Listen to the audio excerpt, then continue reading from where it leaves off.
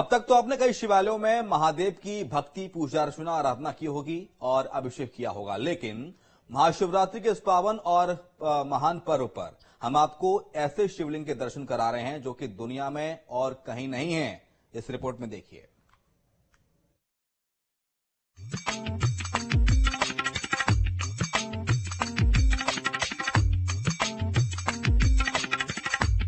त्र्यंबकम जजामहे सुगंधिं पुष्पवर्धनम् मा उर्वारुकमिव बन्धनान् मृत्योर्मुक्षीमामृतात्।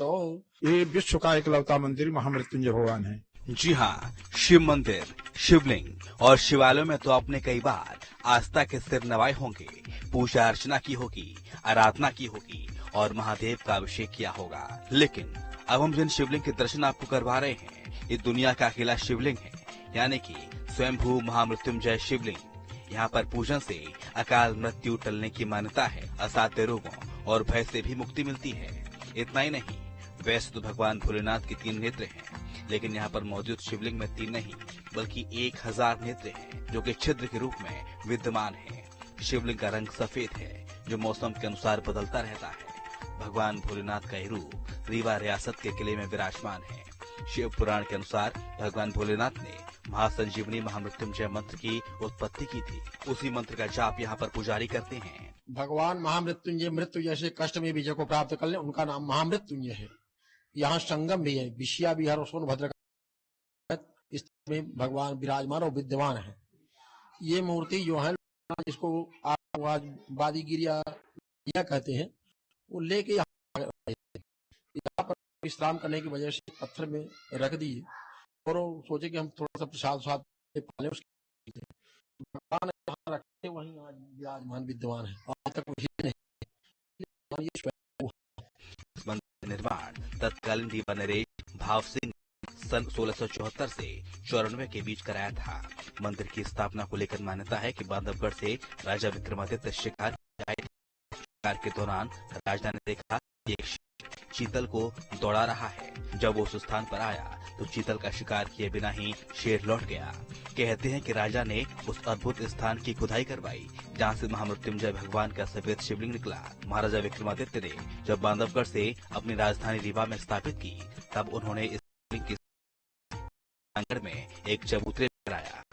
करीब 500 साल पुराना बताया जाता है। यहाँ पर भंडारा, मेला और बहुत बृहत् कार्य हो रहे हैं और बड़ी दूर दूर से लोग भक्त आते हैं और सबकी कामना पूर्ण होती है।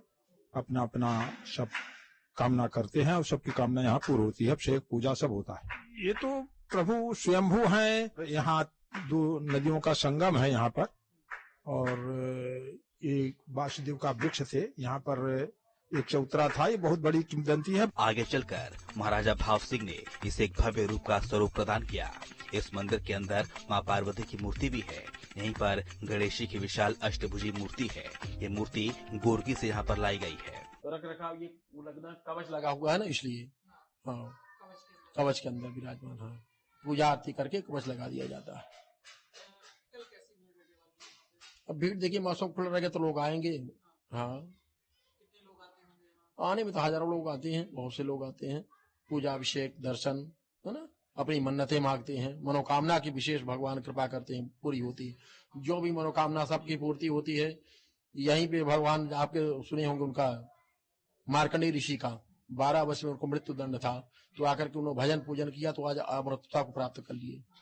हाँ, इसी यहीं पे बृहद भंडारा है, पूजन अभिषेक है, भगवान की बंधन कठजरवा भी है, सब ऐसा पूजन होता है।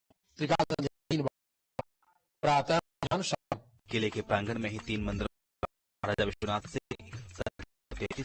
जोड़ के बीच कराया। किले के दक्षिण में भगवान जगन्नाथ जी का भव्य मंदिर है। इस मंदिर के विशाल प्रांगण में अनेक देवी देवताओं के मंदिर हैं और प्राचीन मूर्तियों का संग्रह है।